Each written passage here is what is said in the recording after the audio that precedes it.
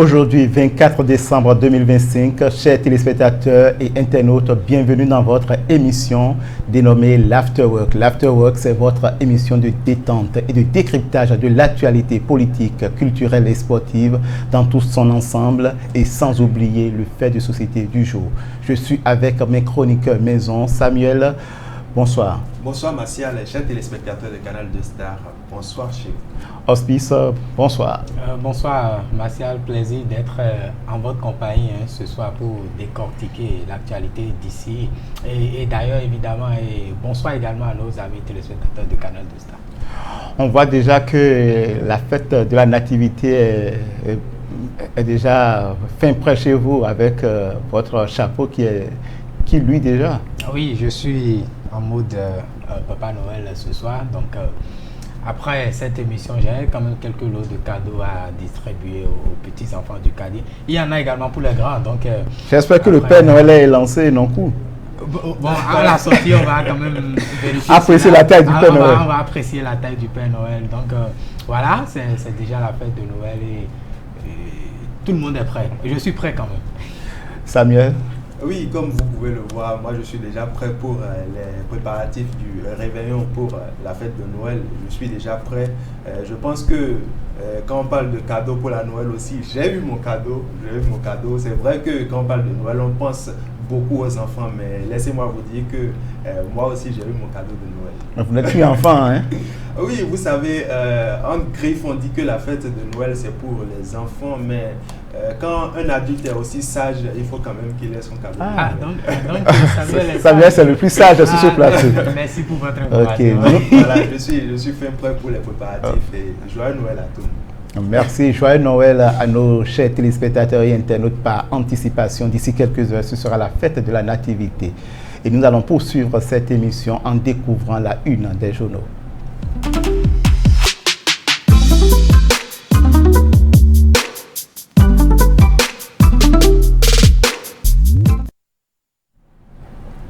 Qu'est-ce qu'on peut retenir de la une des journaux? C'est avec Samuel Mouaï. Merci Martial. Justement, à la lueur des journaux qui nous sont parvenus à la rédaction aujourd'hui, il ressort que conformément aux dispositions prévues par la Constitution, le chef de l'État était hier mardi 23 décembre face aux députés pour son message sur l'état de la nation. Et justement, plusieurs quotidiens en parlent. Dernier message sur l'état de la nation, le coup de revoir de Patrice Talon écrit en manchette le matinal. 10 ans au pouvoir, ce que Patrice Talon laisse au Bénin nous révèle le témoin actu. Réforme politique, sécurité nationale, tentative du 7 décembre, gouvernance et avenir du Bénin, Patrice Talon dresse le bilan, assume les réformes et fait ses adieux, nous indique Libération. Entre émotions contenues et fermeté assumée, le chef de l'État affirme que le Bénin a définitivement trouvé la voie de son développement. Nous avons trouvé notre chemin, dixit Patrice Talon, nous rapporte Décryptage Info.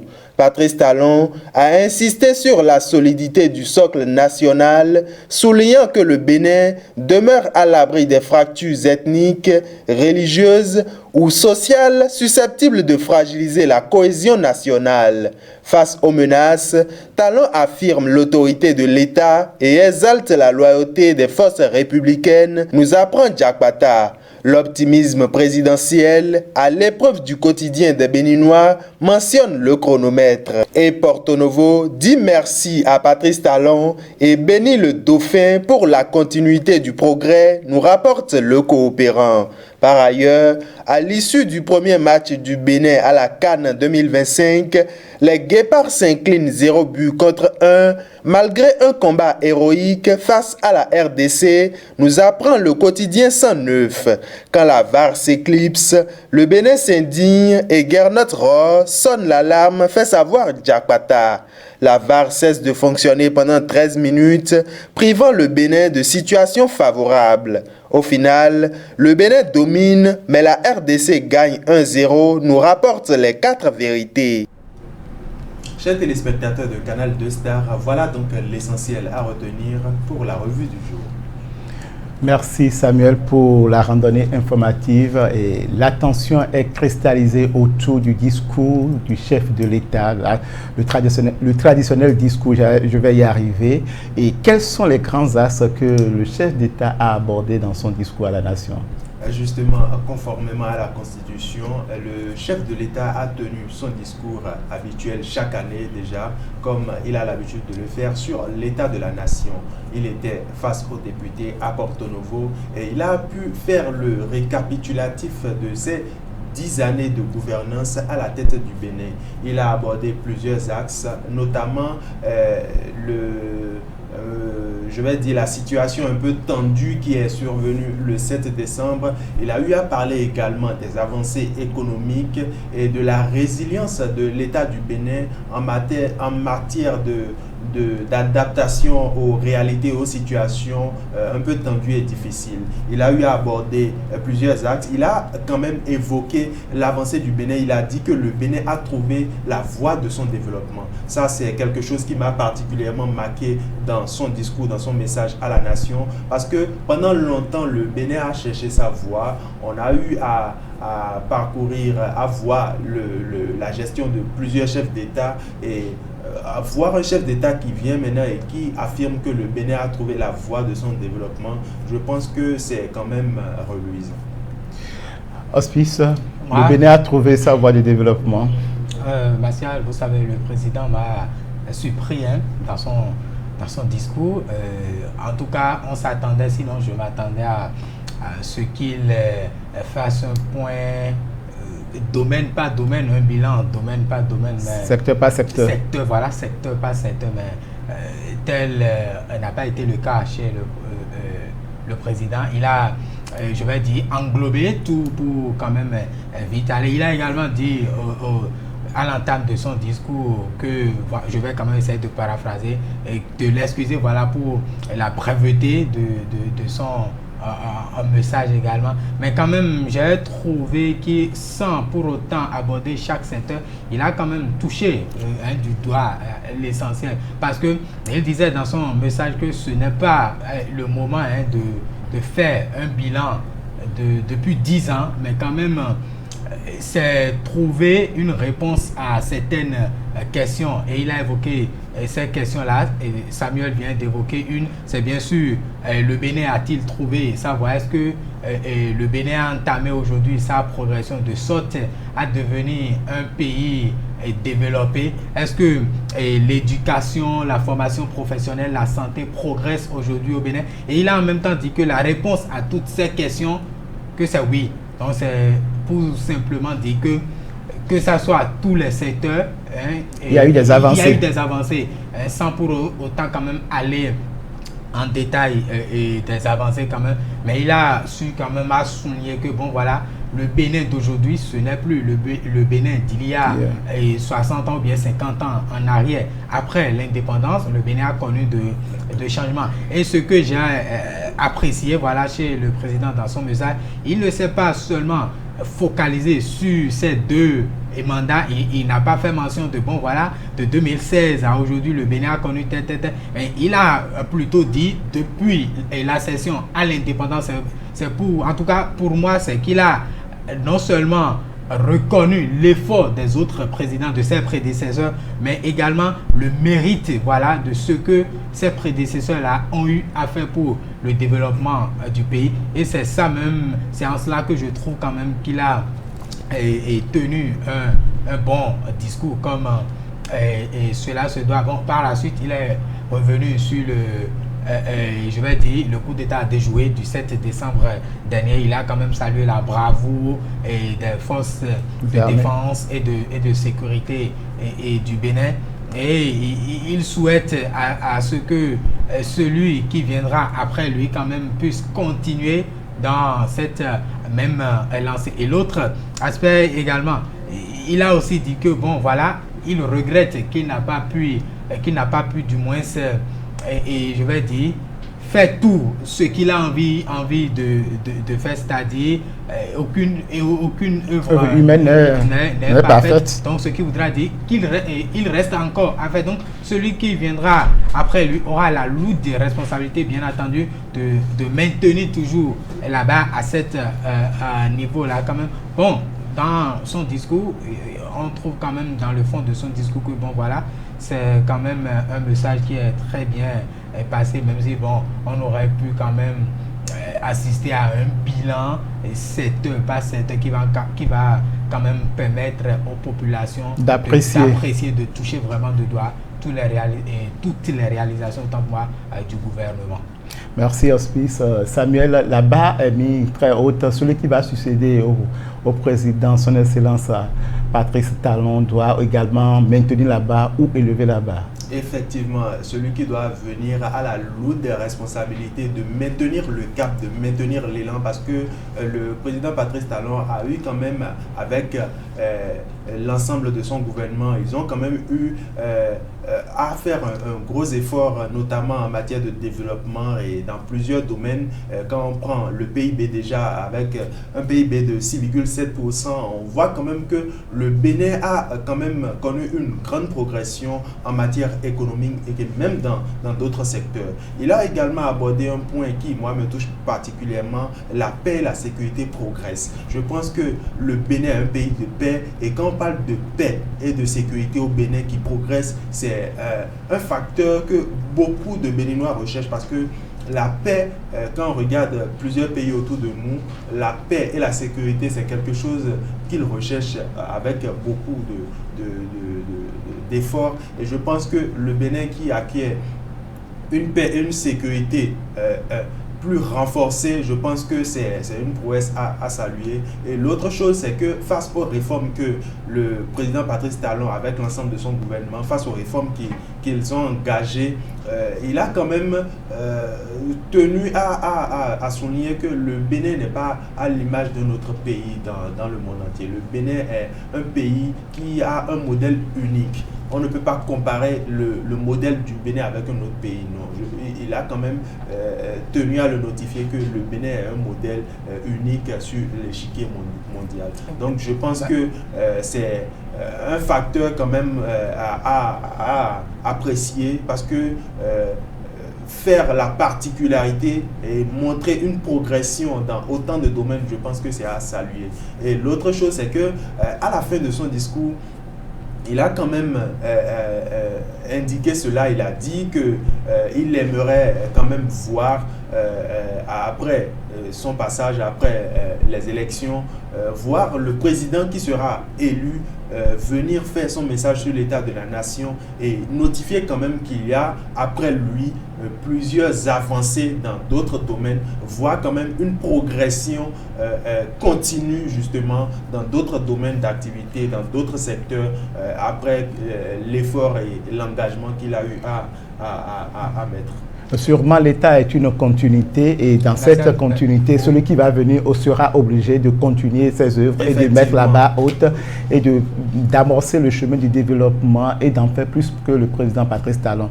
Et dans son discours, Hospice, il a abordé un volet que la corruption a reculé.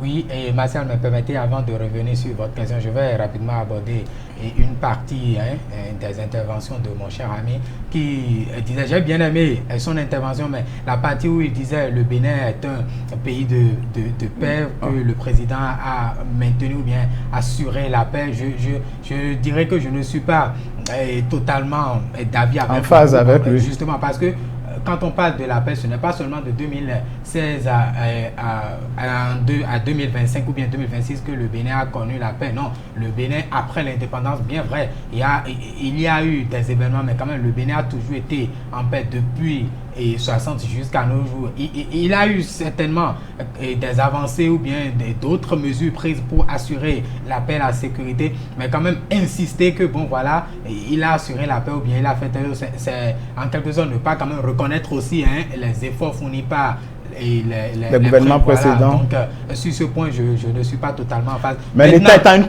étant une continuité, donc ça veut dire on peut plus accepter. C'est chose normale d'ailleurs, celui qui viendra après lui, voilà, va aussi essayer à renforcer la sécurité et la stabilité de telle sorte que... Ainsi que la cohésion sociale. Justement, donc voilà, c'est une continuité. Maintenant, revenant sur le volet corruption. Où la corruption a un peu reculé. Bon, voilà, c'est ce qu'on voit je vais dire, c'est ce qui saute à l'œil. Voilà, c'est ce que je vais dire. Mais quand même, quand on entre aujourd'hui au sein des entreprises ou bien des organisations, non, on ne va pas me dire quand même que et dans les entreprises, c'est zéro corruption partout. Non, on ne va pas dire ça. Je suis d'accord que ça a quand même... je vais dire, reculer, ce n'est plus fréquent comme on a l'habitude de voir, mais qu'on le veuille ou non, la corruption demeure toujours dans les sociétés. Bon, je ne vais pas quand même donner des exemples et terre à terre, mais quand même, aujourd'hui, dans certaines sociétés, on continue toujours d'entendre l'expression « Ah, il faut déposer quelque chose sur le papier, dossier, voilà, sinon le vent risque de l'emporter ». Ça existe encore aujourd'hui dans la société, mais je reconnais quand même les différents efforts fournis. Il y a également la peur du gendarme, vu qu'il y a un certain nombre de dispositifs qui est mis en place pour signaler en anonymat. Cas de corruption et autres. Donc je pense que c'est en cela que je dis que ce n'est plus fréquent comme l'on a l'habitude de voir, parce qu'il y a la peur en toutes choses aujourd'hui, parce que tout est déjà renforcé. Vous pouvez être à votre domicile, on viendra vous chercher, vous dire bon, et tel jour, et à tel vous avez posé tel acte, c'est vraiment, et je vais dire punissable par la loi. Donc, ce qui a fait que bon, on ne sent plus trop vraiment la corruption, mais au fond quand même, et ça continue toujours de faire effet ici même en République du Bénin. Mais voilà, ne pas reconnaître que ça a reculé ou bien ça a diminué, c'est balayer du revers de la main les différents efforts fournis par le gouvernement dans ce secteur.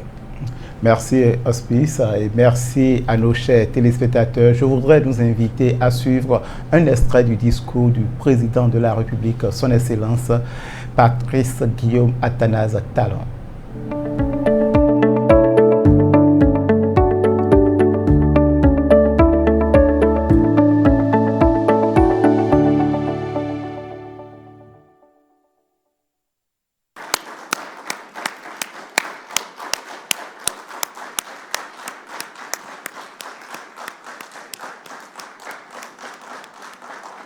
Merci.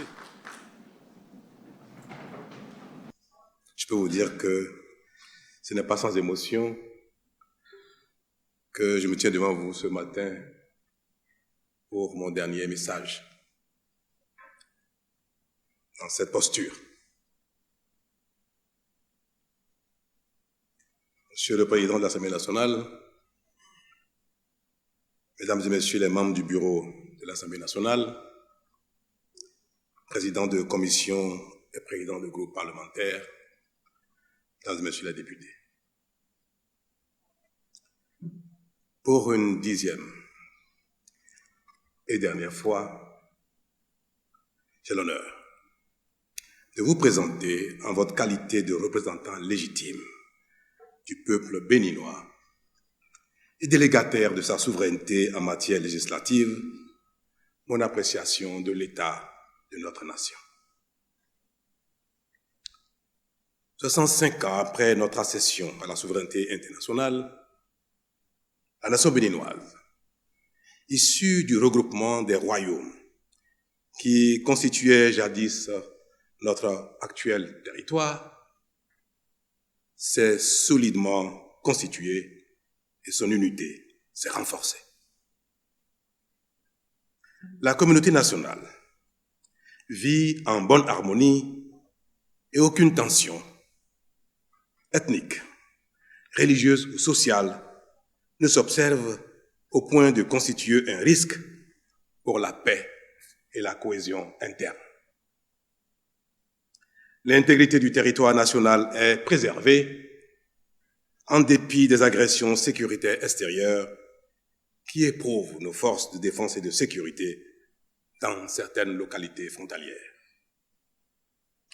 Mesdames et Messieurs les députés, je confirme ainsi que les fondamentaux constitutifs de la nation dont nous avons hérité sont bien préservés, voire renforcés.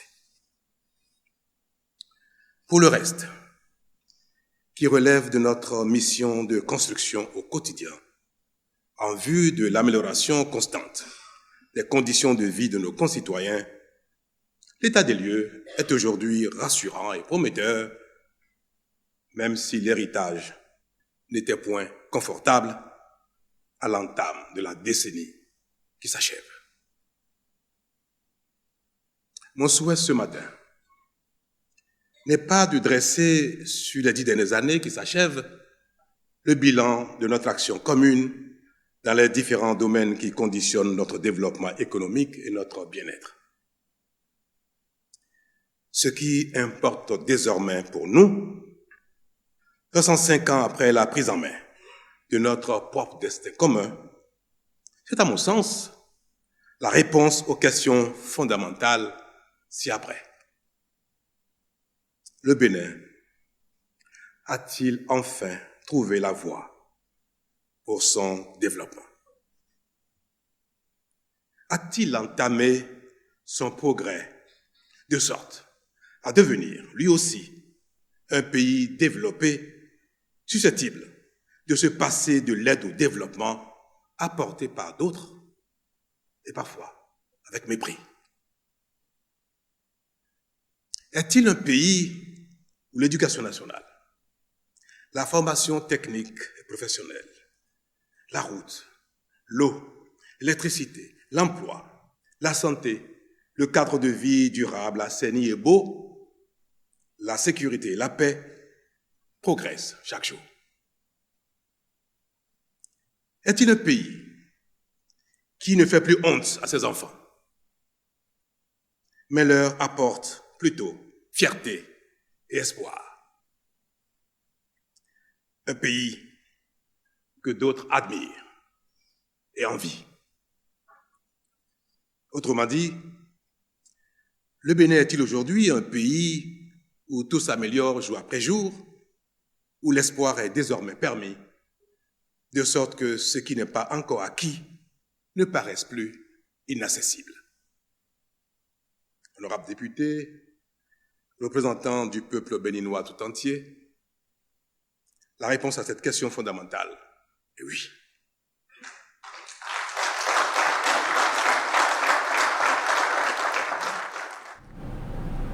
C'était à l'instant un extrait du discours du chef de l'État, Samuel.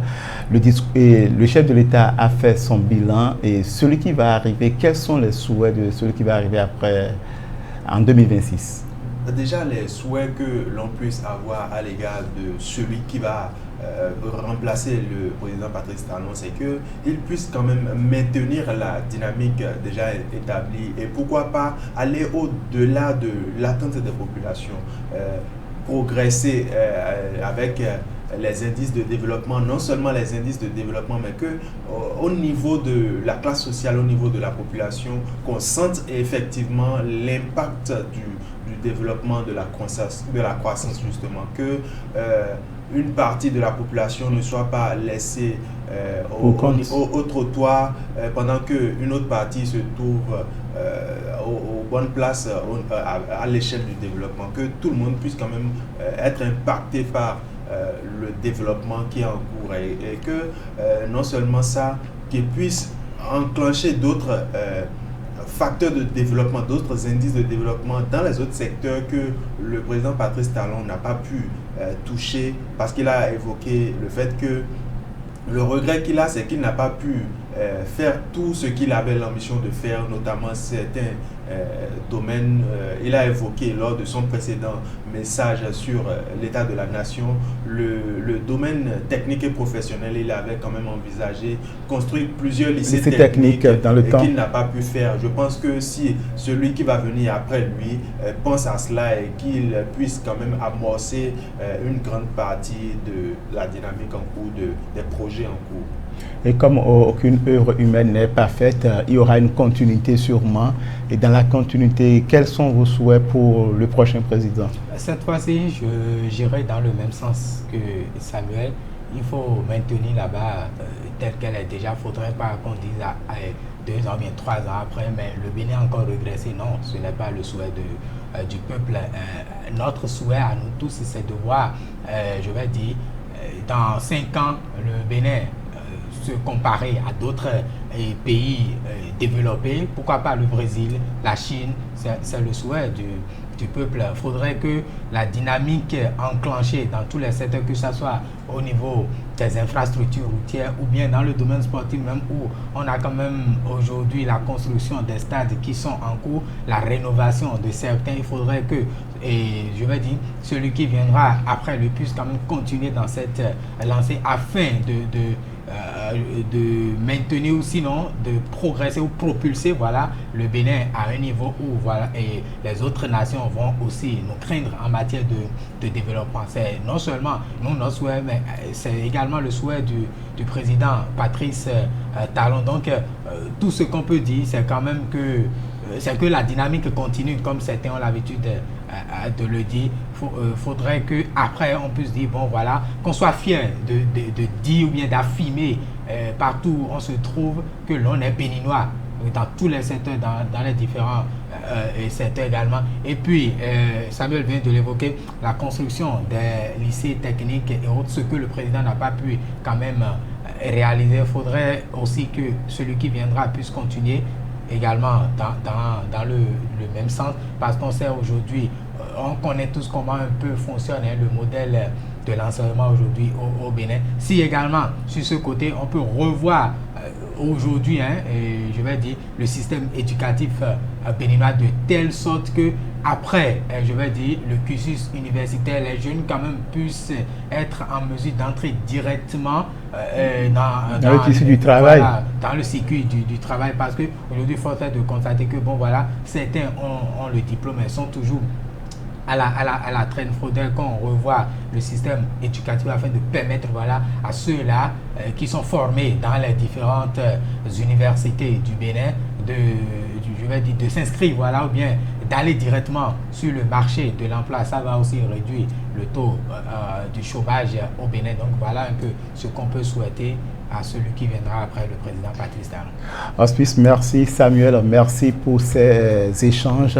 Le débat se poursuit sur les réseaux sociaux. Nous allons faire un tour à la régie, le temps d'une courte pause pour une photo de famille.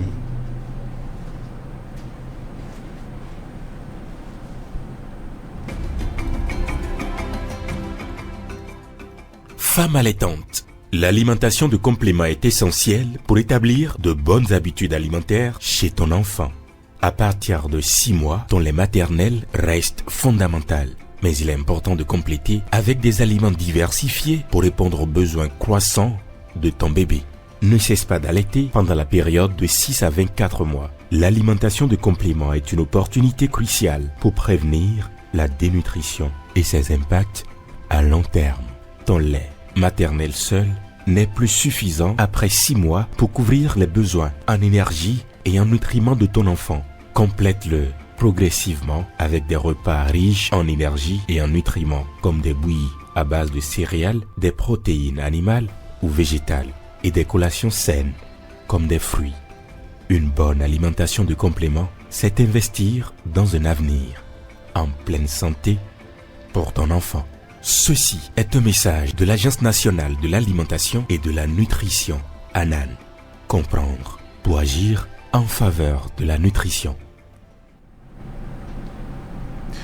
Nous sommes de retour sur ce plateau et nous allons aborder la rubrique sportive de cette émission, l'Afterwork.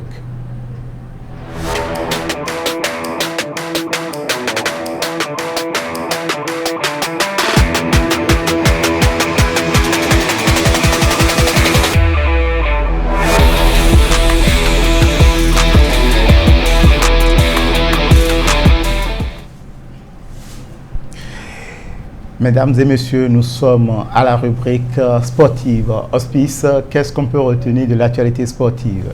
Martial, aujourd'hui nous allons essentiellement parler des guépards du Bénin. Le Bénin a fait son entrée en lice hier face à la République démocratique du Congo pour le compte de son premier match de la CAN 2025, Maroc 2025. Et comme beaucoup pouvaient-ils s'attendre déjà à ça, le Bénin a été vaincu par la République démocratique du Congo sur le plus petit des scores, 1-0, bien entendu, but survenu d'ailleurs à la 16e minute suite à une erreur défensive, bien sûr. Voilà, mais qu'on le veuille ou non, le Bénin qu'on a vu prester, il y a quand même livré une copie plus ou moins propre, sinon une copie parfaite, parce que quand on prend aujourd'hui les deux sélections, il n'y a pas de comparaison entre la RDC qui a déjà un pied au mondial de 2026 et le Bénin qui n'a pas pu tirer son épingle du jeu pour la prochaine qualification. Voilà. Donc il n'y a pas vraiment un match entre les deux nations, mais au vu de ce qui s'est produit sur le terrain également, on a vu que le Bénin était vraiment à la hauteur de cette rencontre hier. Et aussi, durant la rencontre, on a quand même aussi assisté à une panne technique de la VAR, ce qui a plus ou moins, je vais dire, pénalisé. Joué sur le Bénin, puisque dans la foulée, il y a une main du capitaine de la RDC, Chancel Mbemba, qui n'a pas été sifflée. L'arbitre a voulu faire le recours, mais la VAR ne fonctionnait pas. Peut-être s'il y avait eu ce recours-là, le Bénin aurait fait un match nul. Et quand on prend l'ensemble également des rencontres, le Bénin a fini la première partie avec une possession de 65%, ce qui démontre que le Bénin a dominé le jeu. Également, du retour des vestiaires, le scénario n'a pas changé. À l'issue de cette rencontre, le Bénin quand même domine le jeu avec une possession en dessus légèrement de 60%. Mais qu'on le veuille ou non, le Bénin a perdu ce premier match là et les regards sont déjà tournés vers la prochaine rencontre qui est déjà prévue pour le samedi, et ce sera face au Botswana bien entendu, qui s'est incliné face à l'équipe sénégalaise sur un score de 3-0 des réalisations de Nicolas Jackson et de Iliman Idjaï à la fin de rencontre. Également d'autres rencontres qui se sont jouées dans la journée d'hier, c'est bien sûr le Nigeria qui a pris le dessus sur la Tanzanie, 2-1, des buts inscrits par Ademola à Lookman et Semi Adjaï également. Et puis la dernière rencontre de la journée d'hier, c'est bien sûr entre la Tunisie et l'équipe de l'Ouganda, victoire tunisienne également, 3-1. Et pour le compte de ce jour également, 4 rencontres sont prévues.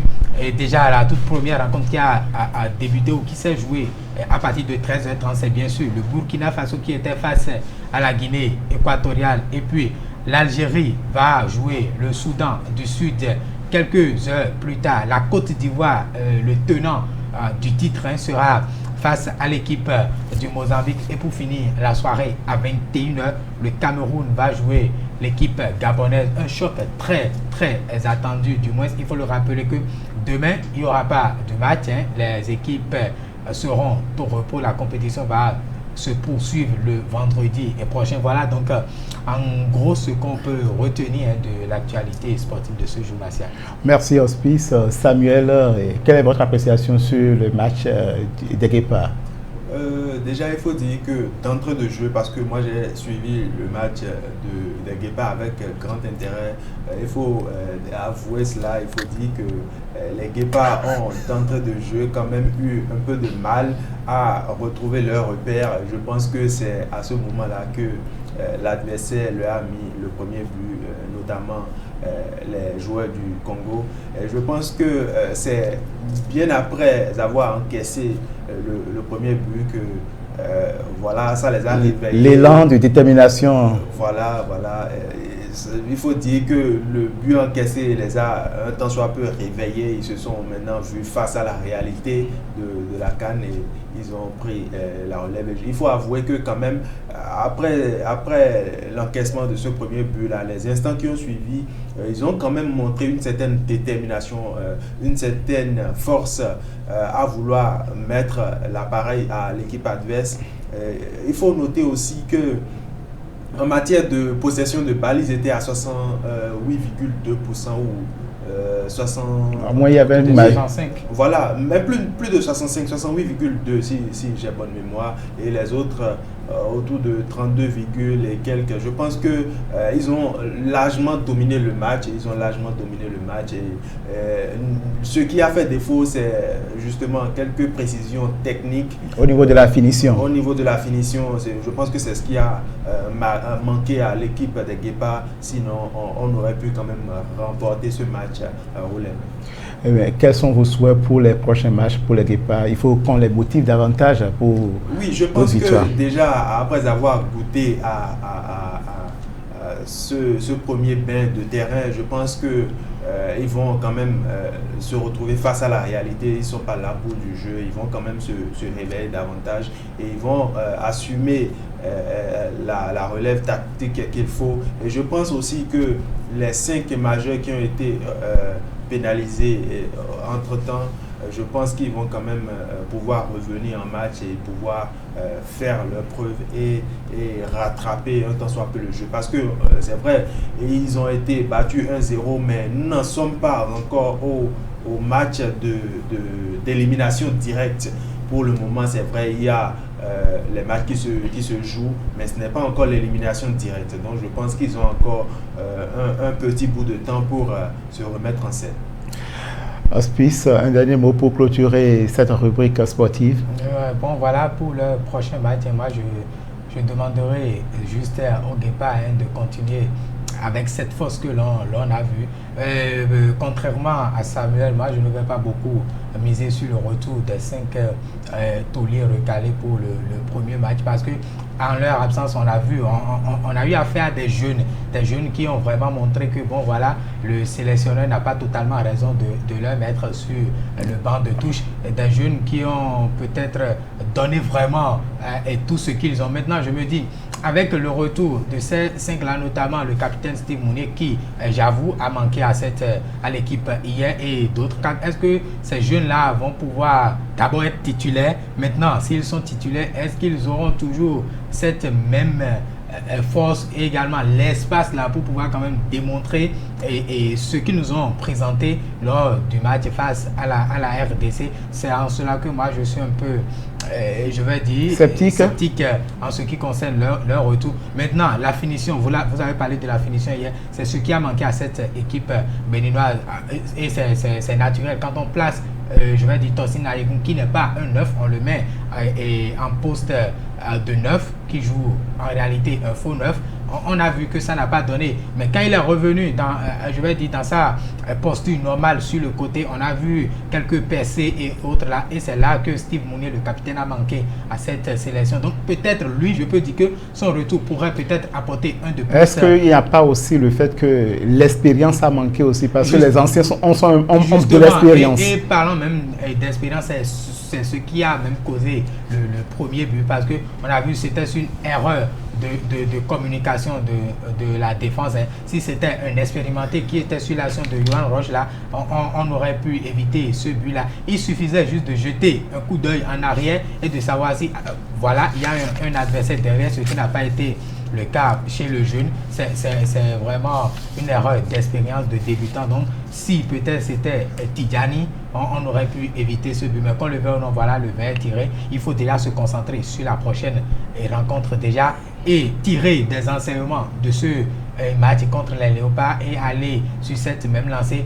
Parce que quand on fait face à une équipe qu'on n'a jamais joué, attention, il faut se méfier. Le Botswana, le Bénin n'a jamais joué le Botswana. Au moins, la RDC, il y a déjà eu 3 confrontations entre ces deux pays. Le Sénégal, futur adversaire également, il y a eu déjà 2 confrontations entre ces pays. Mais le Botswana, jamais de confrontation entre les 2 nations. Donc, il faudra faire attention. Il ne faudrait pas aborder cette rencontre avec précipitation.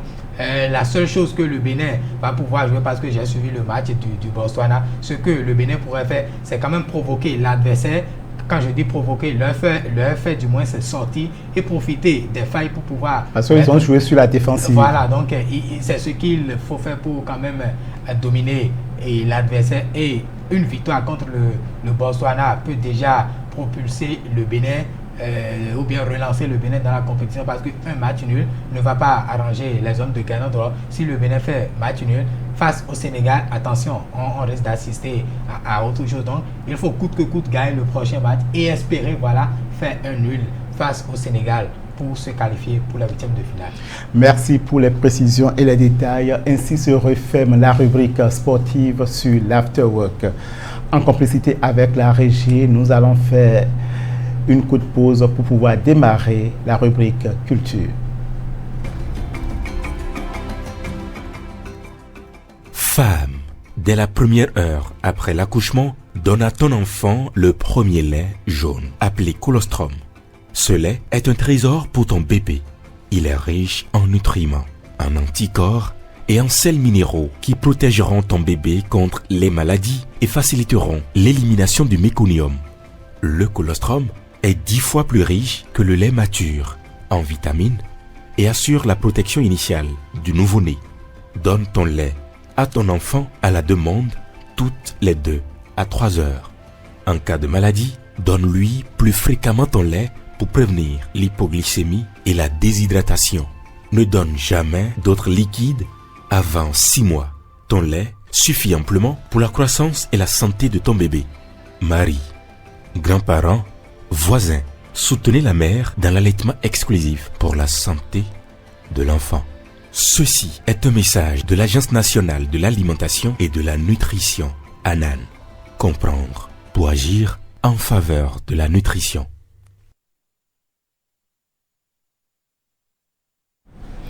Nous sommes de retour sur ce plateau pour aborder la rubrique culture.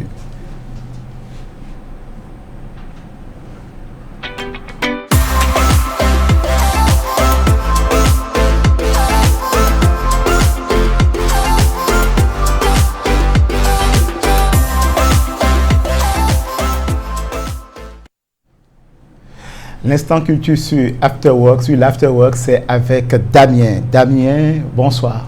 Bonsoir Martial, bonsoir à tous et à toutes. Aujourd'hui, nous allons parler du rôle du prince au palais royal. Bien sûr Martial. Et qui peut porter le nom du prince dans un palais royal? Disons, quelqu'un, tout fils légitime du roi peut porter le nom du prince et reconnu par les règles et les traditions du royaume. Il appartient directement à la lignée royale. Est-ce que tous les fils qui sont dans le royaume, qui appartiennent au roi, ont le même titre de prince? Oui, dans la plupart des traditions, les fils du roi peuvent porter le nom de prince, même si tous ne sont pas appelés à monter sur le trône. Ok. Et maintenant, parmi les petits-fils, au cas où le roi n'aura pas d'enfants, où il y aura les petits-fils qui seront là, est-ce que les petits-fils aussi sont appelés des princes? Oui, selon les coutumes du royaume, les petits-fils peuvent porter le nom de prince. Également, porter ce titre de prince, notamment lorsque la lignée royale s'étend sur plusieurs générations. Donc, de génération en génération, les petits-fils peuvent toutefois porter le nom de prince. Donc, si on prend le cas d'Abomey, les petits-fils du roi sont encore appelés des princes. Bien sûr. Le titre de prince est seulement lié au sang, c'est-à-dire il faut que ce soit le père, le roi, qui soit le géniteur. Principalement, oui. Mais dans certains cas, il y a le roi même qui autorise à quelqu'un qui a travaillé sur le royaume, qui a fait un travail concret bien sûr, sur le royaume, il peut lui autoriser de porter le nom de prince. Le nom de prince. Mais quel est le rôle du prince alors dans le royaume? Disons, le prince est formé aux traditions, à l'histoire et aux valeurs du royaume. Il se prépare à servir le peuple et à défendre l'honneur et la dynastie. Et quand on porte le nom de prince, qu'est-ce que cela signifie réellement de porter le nom de prince dans un royaume? Porter le nom de prince, c'est appartenir à la famille royale, mais surtout assumer un devoir de loyauté, de respect des traditions et des services envers le peuple. Merci Damien pour ces éclaircissements. Samuel, vous qui avez eu à faire un film documentaire sur une étude comparative entre le griot dans le royaume d'Abomey et chez les Bâtonneaux, et le prince, quel est son rôle réellement dans le royaume? Il faut déjà avouer que le prince est déjà au premier plan. Déjà avec son lien de sang avec le roi. Il est en quelque sorte, pour ne pas dire l'avenir même du royaume, parce que la destinée du royaume après le roi repose entre ses mains, parce que quand le roi ira sur les champs de bataille, lorsque quelque incident va survenir, le royaume sera à la charge désormais du prince. Donc il a pour responsabilité déjà de connaître les valeurs et les principes du royaume, les responsabilités justement qui incombent à ce royaume-là, savoir déjà le leadership et le dynamisme qu'il faut maîtriser pour pouvoir conduire tout un royaume. Parce que conduire un royaume, ce n'est pas une tâche à prendre à la légère, parce que c'est toute une nation. Il faut aussi avouer qu'avant, on parlait de royaume, avant de parler maintenant de pays et nations. Avant, on parlait de royaume, et je pense que le développement, que ce soit l'économie du royaume, la prospérité, la défense, tout ça, tous ces volets-là étaient pris en charge par le roi et par ses ministres. Oui, justement, par ces ministres. Les ministres sont délégués pour des tâches ponctuelles, mais la grande charge revenait au roi et je vais dire, par lien de sang, au prince en quelque sorte, lorsqu'il va prendre le relais du royaume. Merci pour cet éclaircissement qui vient apporter un autre souffle à la chronique de Damien. Damien, et qu'est-ce qu'on peut retenir comme agenda culturel de cette semaine? Comme agenda culturel de cette semaine, disons demain, et la plage de chez Yannix vibrera au rythme du festival Semewefo. À partir de 18h, cet événement culturel rassemblera artistes, danseurs et personnages publics autour d'un même objectif, célébrer l'identité et la richesse culturelle. Dans une ambiance festive et conviviale, le public est invité à une soirée de partage, de musique et de performances authentiques en bord de mer. Et il faut aussi noter que la danse sera à l'honneur ce jeudi 25 décembre 2025 à Cotonou, précisément au Basilique, à l'occasion de la 7e édition de Dja à partir de 18h. Le public est invité à vivre une soirée rythmée mêlant élégance, expression corporelle et passion artistique. Un moment festif, culturel et convivial à ne pas manquer. Voilà qui met un thème aux événements. Alors, la Noël s'active. Oui, alors la Noël s'active et Samuel, l'agenda est donné et vous partirez où?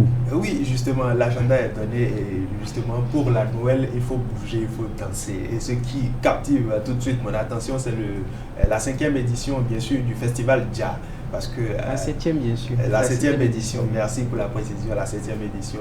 Vous savez, pour les fêtes, il faut bouger, il faut danser, il faut brûler les graisses qu'on a eu quand même à emmagasiner au cours de l'année.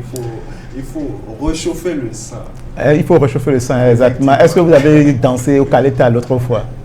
Oui, il faut dire que j'ai eu à faire ma petite choré l'autre fois, mais ce n'était pas avec toutes les conditions que j'envisageais, mais quand même j'ai pu m'offrir cette petite danse de Caleta dans un endroit assez serein quand même. Et Damien, vous avez donné les agendas, vous serez sur le terrain aussi pour participer pour aller assister à un de ces événements? Bien sûr, je serai à la plage de Yannix pour la danse de Semewefo. Oui, j'irai voir comment cette danse se manifeste. Ok. Merci, chers téléspectateurs et chers internautes. Prenez le rendez-vous pour vous divertir et vous refaire un mental d'acier. Ainsi se referme la rubrique culture et nous allons aborder le fait de société.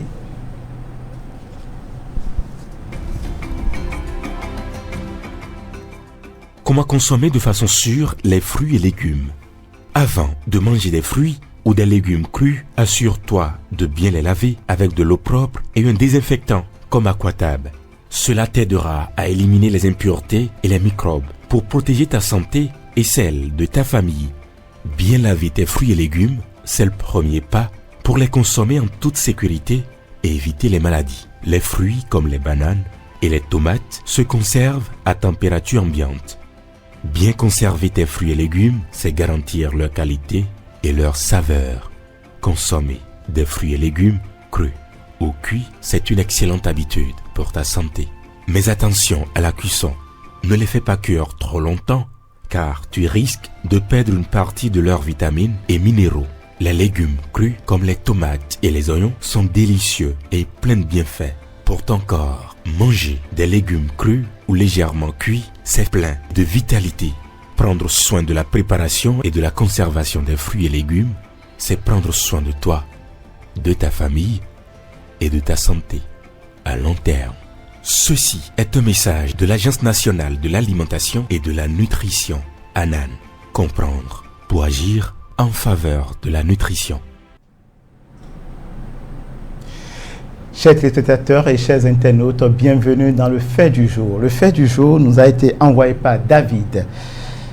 David nous raconte l'histoire du couple de son frère. Son frère Jocelyn est marié à Anita depuis 5 ans. Ils ont 2 enfants. Un soir, David découvre que Anita fréquente un marabout dans un quartier un peu lugubre et il a peur de dire cette vérité à son frère parce qu'il a peur de détruire ce foyer, étant donné que Anita est son confident en quelque sorte. Il se dit, est-ce que je dois dire cette vérité à mon frère pour dire, et sa femme fréquente un marabout, mais pour quelle raison, il ne sait pas, donc il se demande qu'est-ce qu'il va faire. Samuel, c'est David qui nous écrit, et qu'est-ce que vous en pensez? Oui, déjà, cette situation, il faut quand même avouer que on tombe de plus en plus sur ces genres de situations-là, surtout à l'ère où certaines réalités sont en train de changer. On voit quand même des femmes qui, dans l'optique de, je vais dire, s'accaparer certains hommes. D'apprivoiser, en quelque sorte. Voilà, apprivoiser. Ou bien de mettre leur mari sous leur joug. Justement, pour, je vais dire, en quelque sorte, prendre comme marionnette. Ou bien dominer. Ouais. Je pense que il y a certaines femmes qui s'adonnent à ce genre de pratiques aujourd'hui. Je pense que cela n'est pas vu par tous d'un bon œil. Et l'autre chose que j'aimerais quand même avoir comme précision, c'est si le couple était d'obédience religieuse. Parce que le couple, c'est un couple chrétien. Voilà, quand on est d'obédience religieuse et qu'on voit ces genres de pratiques qui s'incrustent dans votre couple, dans votre relation, je pense que ça porte à mal l'évolution et la prospérité. Mais c'est du syncrétisme religieux. Justement, vous savez, il y a beaucoup qui, on les voit pendant la journée à l'église et la nuit, ils vont faire des pratiques pas très catholiques comme on le dit. Et je pense que cela s'illustre à dessein avec le cas de notre cher ami là qui nous écrit aujourd'hui. Et Damien? Un couple d'obédience religieuse et dont la femme est en train d'aller chez un marabout. Je dirais à David de faire profondément ses recherches et de voir pourquoi cette femme est en train de fréquenter ce marabout. Parce qu'elle va pour une bonne cause, parce que peut-être il y a un problème de santé, ou bien l'homme a un problème de santé, ou bien un enfant a un problème de santé, donc il va juste pour prendre les médicaments, et les médicaments traditionnels. Je n'ai pas dit, ce n'est pas un phytothérapeute, c'est un marabout réputé pour attacher les gens, réputé pour éliminer les gens physiquement. Si c'est ça, alors je dirais directement à David de dénoncer cette femme pour que cela n'engendre pas autre situation, autre problème à la longue. Parce que Samuel, c'est sans compter, selon les récits de David, c'est que le couple vit en parfaite harmonie. Il n'y a pas du tout de problème ni de dispute. Il n'y a pas, c'est pas l'argent aussi qui manque, quoi. Vous savez, justement, quand les conditions sont établies comme ça et qu'on est dans l'aisance, on n'a pas de besoin tout de suite, on voit quand même ces caprices-là, moi j'appelle ça des caprices de femmes, aller chercher à créer une situation même quand il n'y a pas lieu d'en avoir. Je pense que ça, ce sont des caprices. Parce que déjà, avec ce que vous nous expliquez, le couple vit très bien, à l'aise, avec une situation confortable.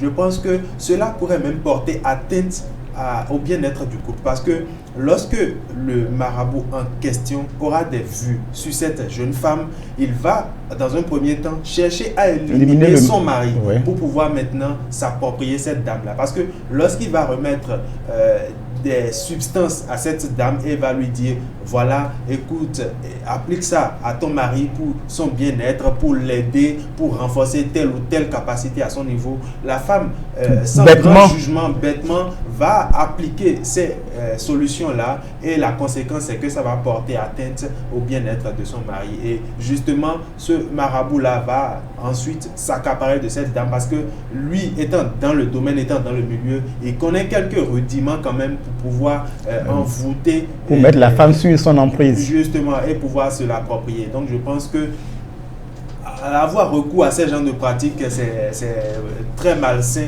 très malsain. Je pense que David, pour le bien-être de son frère, doit quand même attirer l'attention de son frère là sur ce genre de situation. Parce que s'il laisse son frère évoluer dans cette situation-là, quand ça va dérouter après, il en sera le principal responsable. Merci Samuel. Damien, et David est aussi un ami, un confident de Anita, de la femme de son frère. Et le dilemme, c'est difficile maintenant de dire, est-ce que j'avoue à mon frère ou je discute d'abord avec Anita pour comprendre le pourquoi de cette fréquentation?